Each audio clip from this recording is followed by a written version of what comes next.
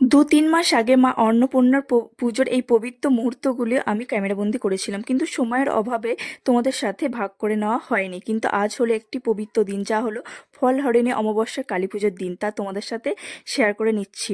আমি সকাল সকাল পুজোর দিনে, মা অন্নপূর্ণা পুজোর দিনে বার হয়ে গিয়েছিলাম। আর আমাদের বাড়ি থেকে হাঁটা রাস্তায় ছিল, আর এটি পুজোটা হচ্ছিল আমার একটি মামার বাড়িতে।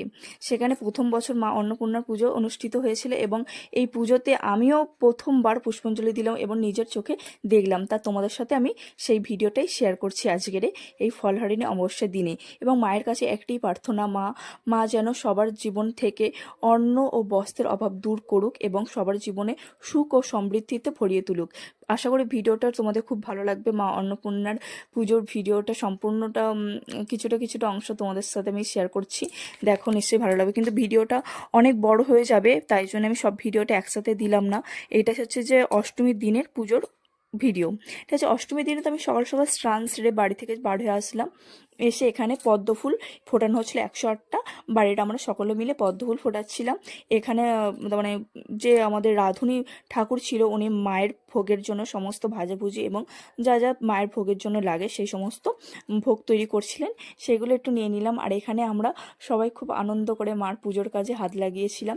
আর এখানে আমার মামিমা মিলে, আমরা মিলে সবাই মানে সেখানটায় মানে কি বলো এটা, ডালা, ঠিক আছে, ডালা যেটা হয় বরণ করা ডালা, সেই ডালাটা আগের দিনে রাতে একজনের বাড়িতে রেখে দেওয়া হয়েছিল।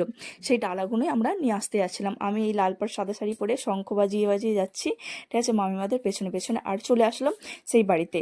বেশি দূর নয়, হাঁটা রাস্তা কিছুটা, ওই বাড়ির কাছাকাছি। ওখানে এসে আমরা ওখানে থেকেই ডালাগুলো নেওয়ার জন্য পুজোর ডালা সেখানে বরণ করছিলাম আমার মেজো মামিমা। আমি ওখানে শাঁখ বাজাচ্ছিলাম, পাশেই রয়েছে ছোটো মামিমা। আমি তাড়াহুড়োর মধ্যে কোনো রেডি হয়ে উঠতে পারি না। সেদিনই ছিল আমার ছেলের পরীক্ষা, সেই কারণে ওর পড়াশোনা, ওকে রেডি করে তোলা।